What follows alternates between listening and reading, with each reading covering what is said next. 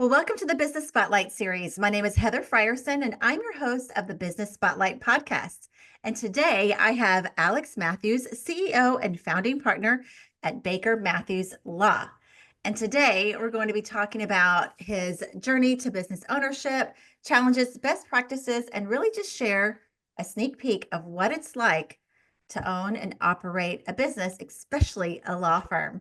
So if this is your first time to the channel, be sure to like and subscribe so that you get a notification every time a new show drops, just like this one. Well, Alex, welcome to the show. I'm so glad you're here. Thanks, Heather. Excited to be here. Of course. Well, if you could just kind of give us a little brief background about who you are and a little bit about your law firm. Yeah, so I'm Alex Matthews. I am a multi-generational Austinite, so some call me a unicorn. One of the Yes. few and proud. So from here, grew up here, moved away for a little bit, but came back, and I am an attorney.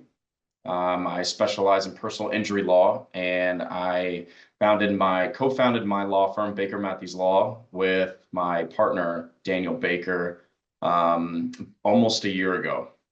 Mm, I love that. We were talking earlier before we got started how I love that you're, like you said, fourth generational. You didn't come to Austin looking for opportunity. You're really digging into where your roots are and making a difference here. Why was that important to you? It's important to me because this is the city that raised me, and this Mhm. is the changing, evolving city, not only in the, demographic with people moving in from all over the country and world, but also the physical landscape of the city's changing. I mean, I remember when the Mhm. Frost Bank Tower at 36 stories was the tallest tower in the city, right? I And remember that too.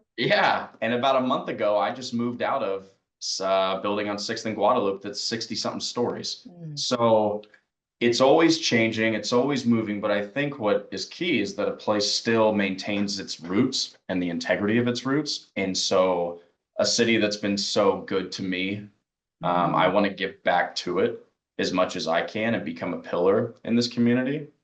And so my way of trying to give back is through, legal services and ultimately whatever comes off of that. Yeah.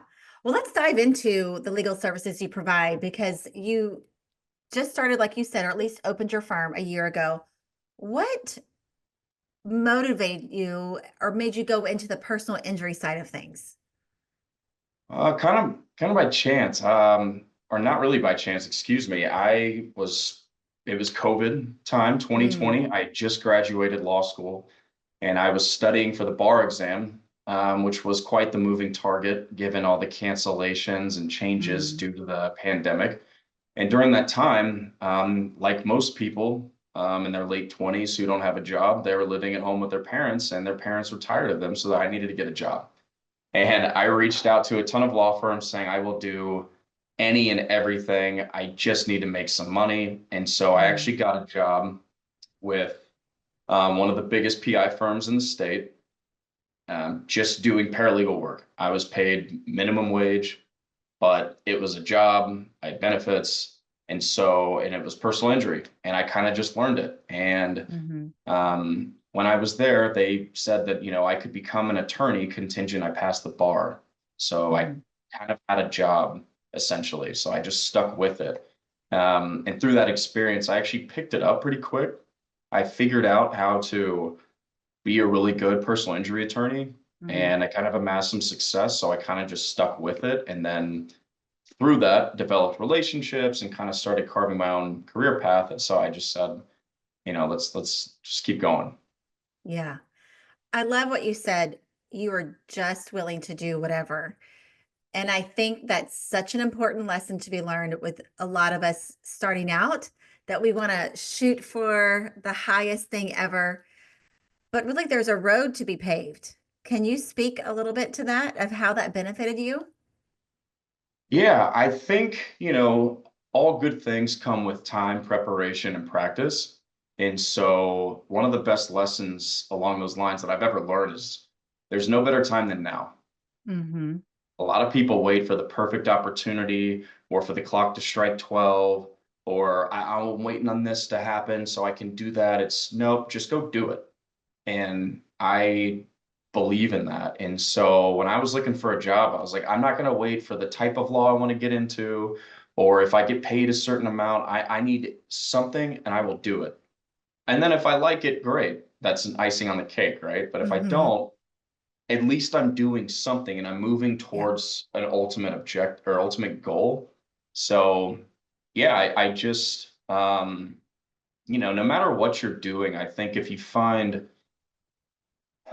some silver lining in it, right? I didn't know I wanted to be a personal injury attorney, but I wanted to be an attorney. Hmm. And if Hmm. personal injury law was going to get me to where I wanted to go, then fine. But I ended up really liking it. So like I said, I stuck with it. Yeah. I think it's interesting how sometimes that's how our goals and our dreams come to fruition, is that you just keep walking and you land in something like this is the fit. This is it. Yeah. Oh yeah, totally. I completely agree. Debunk some myths we have about personal injury lawyers and why there's heart really behind it. Because lawyers in general, there's going to be assumptions. So, how do you get to see the benefit of what you bring to the table for so many clients, I'm sure? I think one of the most, so to answer the first part of your question, number one, we're not all ambulance chasers. Right? Okay. I'm not sitting outside a hospital or waiting for listening to a police scanner and dropping my business card off. That's not it at all. Number two, we're not all hopping off of a private jet. We're Mm, just, blue collar workers still trying to make ends meet and do what we have to do to, provide for our families. Um, but where I find the reward is at the end of the day, when do settle a case or you are able to successfully close out a client's file and hand them a paycheck, their settlement check, or mhm, have that final kind of closure with them. It's an undescribable feeling when they mm, say to you, "Thank you, you've changed my life. You have no mm. idea how much this means to me," and it reminds you that we're in the service of helping people.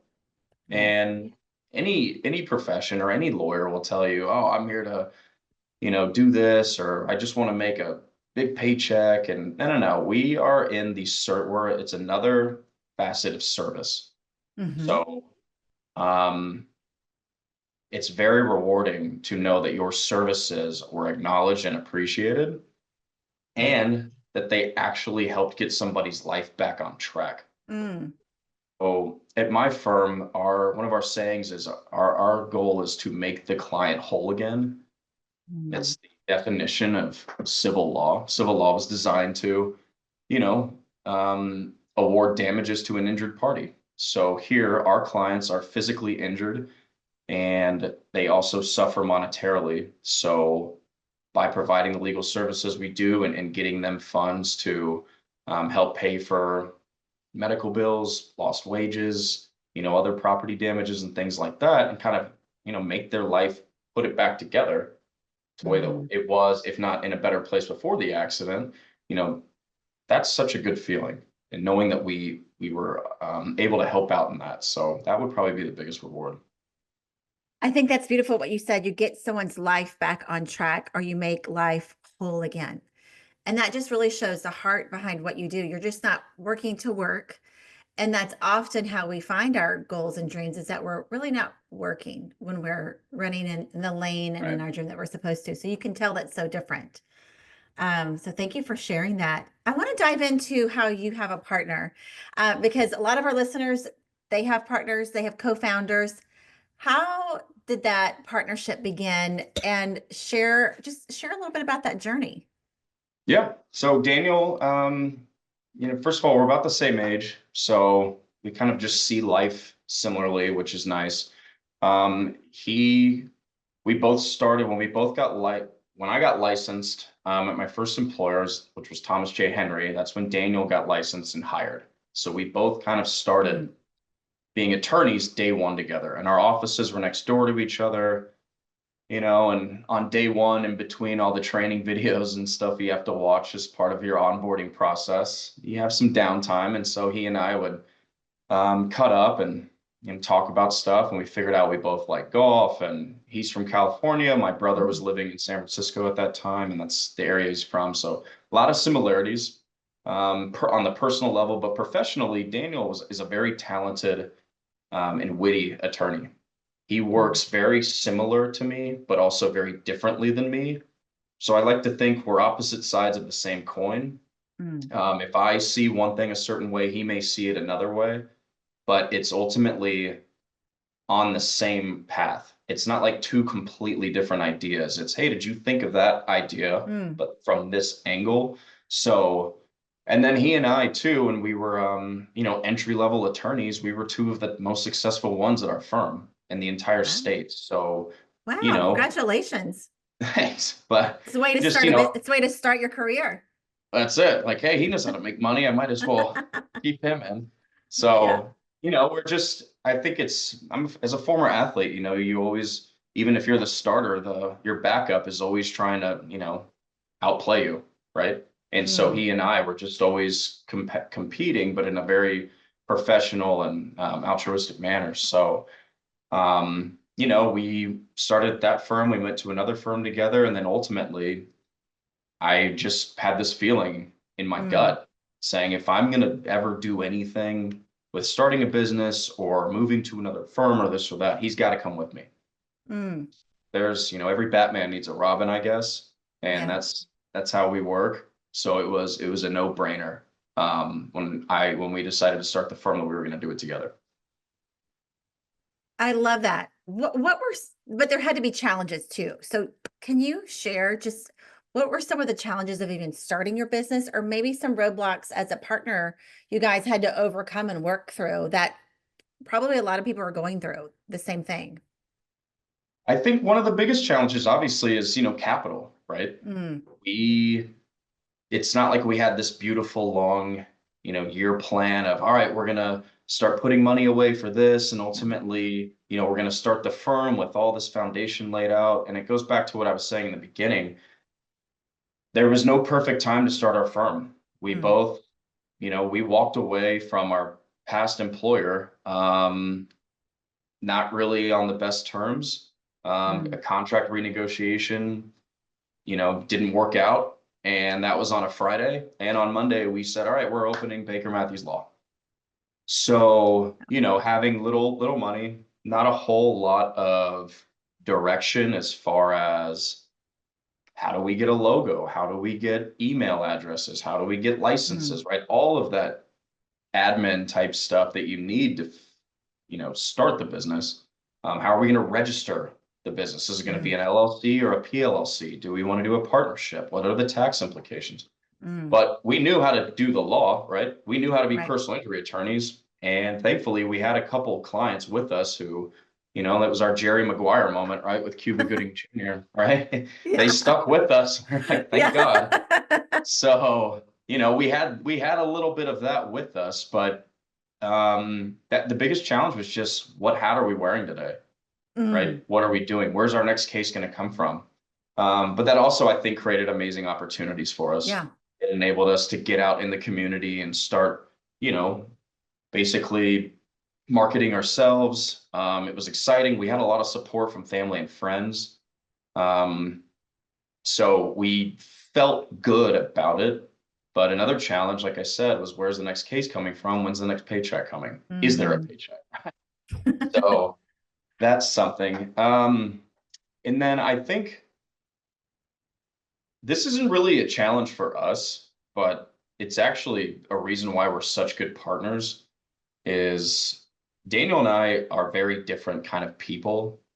He's Mhm. more of the introverted behind the scenes, would rather just, he's not a hermit crab or anything, but I'm more of the external guy, right? I'm out Mhm. shaking hands, wheeling, dealing, trying to get in new business and stuff. And he'd rather kind of work on in the business, whereas I'd work on the business. I Mm. think sometimes in some partnerships that can create friction because one person might feel like they're doing more of the work Mhm. than another. And so, at times, if you look on paper, sure, I might have settled a bigger case than him last week, but I know deep down he's probably going to settle one in a month. or he's doing a Hmm. lot more other work that I'm not willing to do, right? Yeah. And so I think keeping those things in perspective and also trusting why you got into business with this person in the first Hmm. place will eliminate those obstacles. And now, unless Yeah. something nefarious happened, that's different. But it's just that, again, there's a reason why I got into business with him, Yeah. and there's a reason why he got into business with me. So I think you said a couple of things that were interesting to me because I do a lot of these shows and hear different business owners. You knew law, you didn't know business, how to create, and that right. happens so often. But you had to figure it out, change out your hats. A year in, you obviously have got some of those things in place. Yeah. And one of the questions I always like to ask is how much do you spend working in the business versus on the business? And you really laid out how you've divided that between you and your Yeah. partner, which is very interesting. Um, have you found, or as you've gone along this year, have y'all brought in other people to help you with those different roles? So we've actually we hired a marketing company last year, and Mm, they're helping us run our social media nice. campaigns and stuff like that. And they also kind of have it's like a coaching program, but it's just for like law firm owners. Oh yeah. They kind of do like workshops once a quarter, and so it's not like attorneys and this and that. It's literally just the Hmm. the firm owners, which Mm, is a really neat thing. So he and it I will is. go to Atlanta about once a quarter, and kind of learn from the workshop, but more importantly, just network. Kind of like your platform, right? There's Right. other business owners on it, and it's just learning from them and networking with them and Yeah. learning about their challenges. And so that's something that we've implemented to help us kind of give us some direction and stuff and work more on the business. Um, but other than that, we try and set up meetings with our competition basically here in Austin, with Mm, other PI attorneys and some of the big dogs and guys yeah. who you know, we ultimately would like to have their clients be with us, but at the end of the day, we're all trying to serve the same Yeah. purpose. And so I still write handwritten letters to these Mm, law firm owners and just see, hey, I'm Alex Matthews. I don't know if you know who we are, but we'd love to take you out to lunch and just pick your brain on how you did it. yeah. I love that. So I was about to ask you, like, how do you differentiate yourself from other law firms like yours? And that might be one of them, but how else do you position yourself to say, hey, we're different? yeah, great question.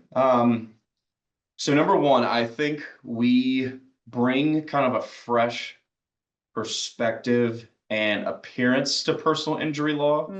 Mm, I joke, but in 30 years we'll see. But we're not some stiffs in a suit, right? We're kind of younger guys. We have a little bit, I don't know, maybe more energy and more.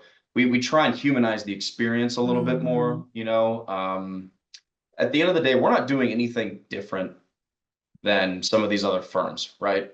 We are representing an injured person, fighting against insurance companies, and trying to get them compensated for the damages they've sustained. At the grass or the bare bones of it, that's what we're doing. However, we differentiate ourselves two ways. Number one, we're from here and we want to take Hmm. care of our own, right? We're not some big firm who flew in from Dallas or Houston who sees another market opportunity, right? We are homegrown. When I say we, even though Daniel's only been here for a few years, his entire family moved from California here, so he's cemented Wow. in Austin now. Yeah, Yeah. brothers, sisters, parents, they're all here. And then number two, we try and redesign the client experience.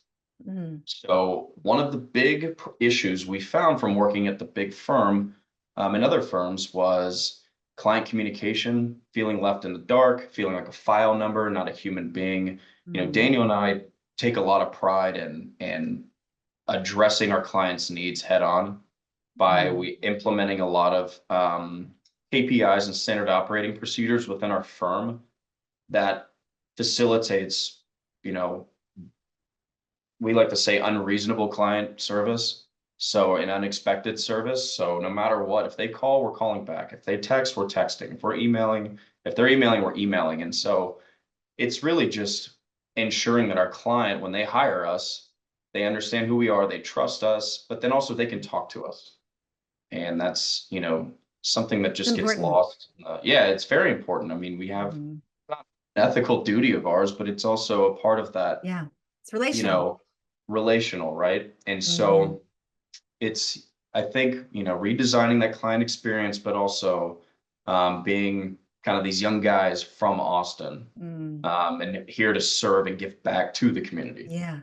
I think no matter what business you're in, uh, customers can become a file number, no matter what we do. And so to Right. take that approach, and no matter what we do, I think is so important to know that there's a face behind the computer, behind the phone, and to take that really personal. And especially, I would, I think it's any business, but I think especially with what you're doing, you're really, like you said, putting together people's lives back together. So to make sure that they are a real person. When you think about the long term of your law firm, I have kind of a two-part question. What does it do for you personally? A year in, what have you found different in your personal life working for yourself versus for larger or not or a company that you don't own per se? And then part two is what are your long-term goals for the firm? Yeah. So the first question, number one, predictability of pay, right? Yeah, yeah. When you have an employer, you're going to get paid every other Friday, but here we don't know. So, but all jokes aside, I get to make the rules. Daniel and Mm, I collaborate on everything, right? We get to determine what happens. We get to, um, try something, didn't work, let's try another thing. When you're working at a bigger firm, that they already have everything in place, right? mhm, Somebody already designed it. You're just kind of there to fill the gap and mm. move it along, which is fine. That's how we got our start. I mean, Yeah. that has to happen. But for us, we're the ones calling the shots.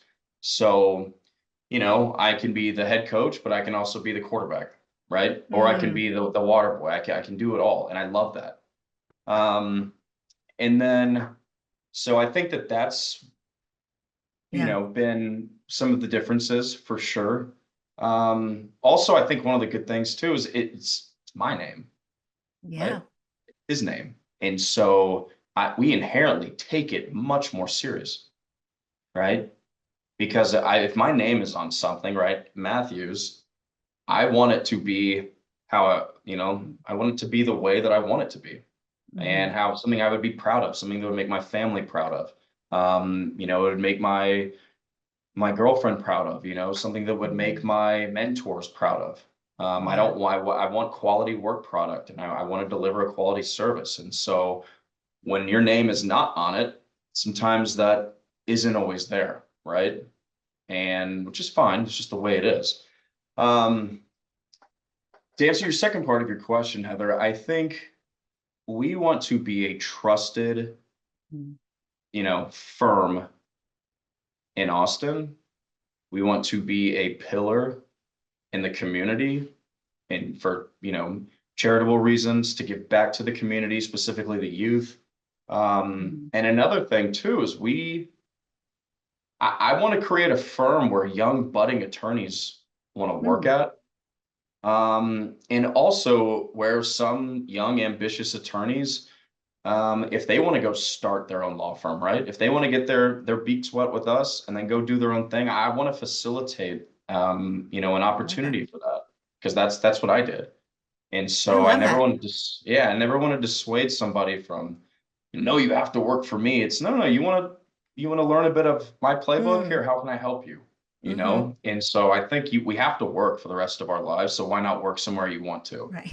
True. I would love for Baker Matthews Law to be that type of employer in the city of Austin Mm, and, so or good. Central Texas. So yeah, so When you say you want to help I love that young budding attorneys like you were. What's your vision for that? Because you have to have an idea, I'm sure, even if it's 5 years down the road. What does that look like? Is it a program? Is it an internship? What does that maybe want to so look like? yeah, so Short term, it would be, reaching out to the other local law schools and getting in with their externship program or clerkship programs. Mm, Um, currently we do stuff with our law school alumni. So, we yeah. volunteer with their career development programs and do one-on-one conferencing like this with current students or Hmm. mock interviews and things of that nature. But I think what we'd like to do is ultimately have some type of partnership with these schools and, Hmm. bring on a summer associate, right? Somebody that we can, maybe provide a little summer job and or get them some class credit, right? While Yeah. working for Baker Matthews. And then ultimately if they liked it and we liked them, maybe bring them back for a job, right? Yeah. Something like that. And then I think long term, it would be to not only to, have standard operating procedures in place to develop a strong career path for, younger attorneys, but from a business standpoint, maybe look at possibly franchising, right? Mhm. Saying, hey, if you want to go open an office in Dallas, why don't you go do that under our name, and make you some kind of partner or managing attorney up there, right? So Yeah. it's to breed a program of growth, to where it's like, hey, you want to go be your own boss, but you're not ready to maybe break off and start your own firm. Why don't you do that with us? And, go to Houston, go to Dallas, go to El Mm. Paso, something like that. So that would be kind of a mid to long term goal. I love that vision. I think it's really good. And I think encouraging to a lot of people too, hearing that no matter what business they're in, they can really implement some of the same things Yeah. differently. Yeah. You're a year Yeah. in. What has been the biggest challenge and what has been your favorite success? So I think the biggest challenge has been the, consistency of driving new business, Mhm. finding consistent avenues of where cases are going to come from. We've brokered a lot of great deals with bigger law firms, and referring cases is a big deal. It's a big way to drive new Mhm. business in the legal industry. And so we have really strong partnerships with amazing firms who've taken a chance on us to help Mhm. them out with their cases. And so um, that's been good.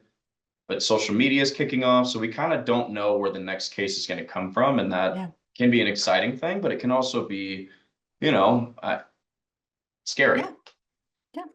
Um, and then one of our biggest successes was I think we had a Jerry Maguire moment. One of the two clients that stuck with me when we left our previous firm, we settled her case this past year for almost $500,000. And I think that was, Wow. it took almost 2 years to develop. The money's not even a big deal. It's how it's going to help her moving Mhm. forward was a big deal. But I think just at the end of the day, when you're working on something for that long and it Yeah. actually, plays out, and you see that the client, the trust they put in you, came to fruition, and the reward that it gives you, not only from a financial standpoint, but just from a, heartfelt standpoint, right? An emotional Yeah. standpoint. She's like, I'm going to stick with you. And, here we are Love it. almost 2 years later, like we did it. Oh my gosh. You And completed each other, just to quote Jerry that's Maguire. it. You completed each other. That's it. So I don't know why she stuck with me. I guess, Congratulations. thank you. Yeah. I guess I had her at hello, right? But That's right. You must have. oh, yeah. So that was probably our biggest, or at least my personal one. But it really changed the trajectory of our firm Yeah. and allowed us to now start implementing more marketing on things and everything like that. So Yeah. that was a big, big success.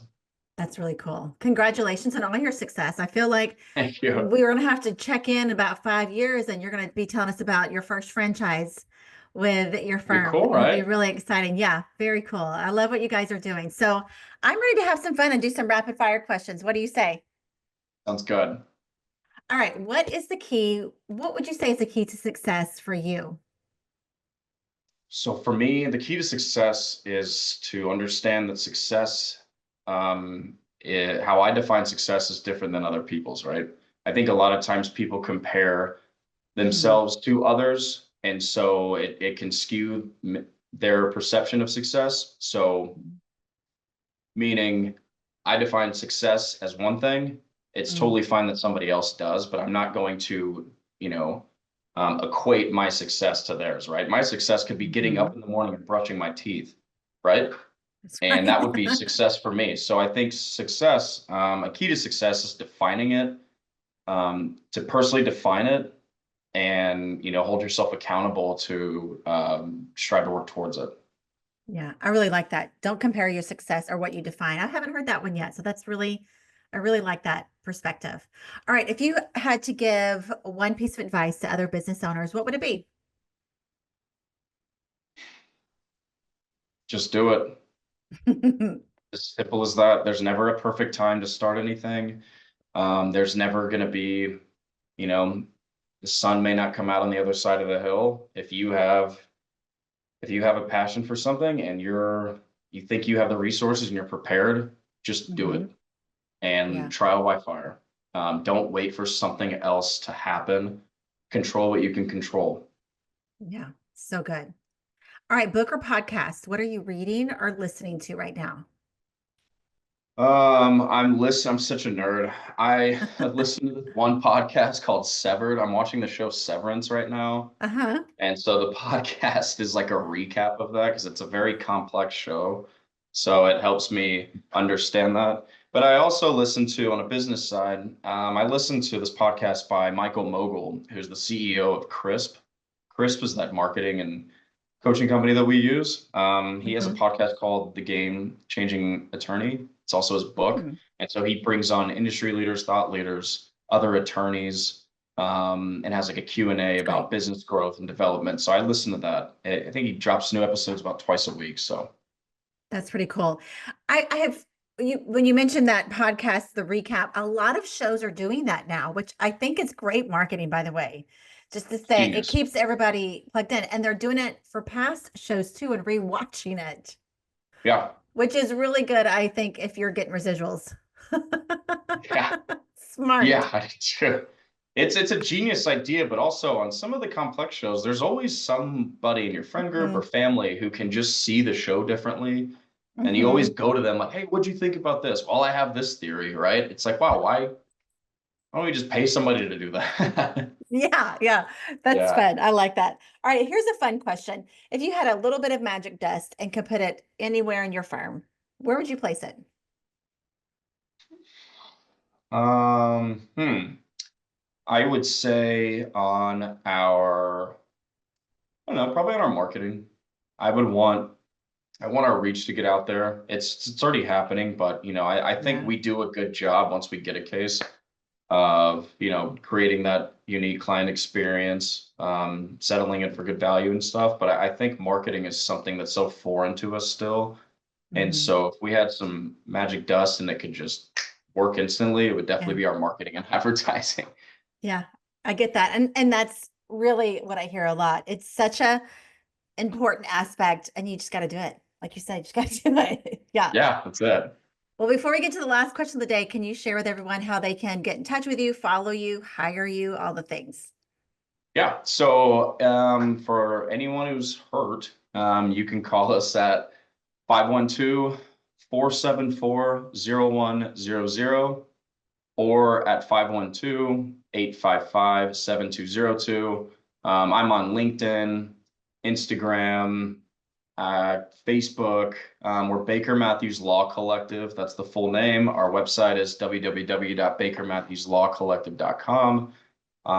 But yeah, we are, and also we are, going to be partnering with some of the local sports teams for this upcoming year. So we just brokered a partnership with the Round Arc Express. So we will Oh, be up there for games, and we're going to be doing some social media contests, giving away free tickets and things like that. And so, that's great. yeah, That's a great partnership. yeah, it's an amazing one. We're very excited about it. Yeah. Well, I love that. Okay. Final question of the day. What is most inspiring you today? The sun coming out for sure, Yeah. but um, I think what's most inspiring is, whether it works or not is when I keep a promise to myself, that inspires me to keep Mm, going. And so I think all too often, a lot of people, and I'm guilty of it too. We make excuses for stuff, right? mhm, And then you kind of lose that drive and lose that inspiration and keep making another excuse. So what's inspiring me right now is following through with stuff and saying, hey, just do it. When I do that, I get inspired to want to do more stuff. No mhm. matter what it is, right? Whether it's picking up my dog or going on a run or committing to new podcasts, right? It's just whatever it is. Um, that's kind of what's giving me a lot of inspiration Mhm. at the present moment right now is actually, whether it worked or not, actually following through on Yeah, holding myself accountable and following through. I love that. I like how you said keeping promises to myself. It's really Yeah. good. Well, I just Yeah. really appreciate Alex, you being here and being transparent and sharing your heart behind your law firm, which I think it's so important to hear that behind personal injury, that you care about the person and that you really are just trying to bring wholeness and healing to every single client you serve. So thank you for sharing that. I really appreciate it. And I You. just want to say thank you to all of our audience for joining us today, whether you're listening or watching today. Please save this show because Alex actually had some really great words of wisdom of how to overcome challenges from partnerships and how to find the right people to work with, and just really had some great, wise words. So don't forget to like and subscribe so that you don't miss another show just like this one.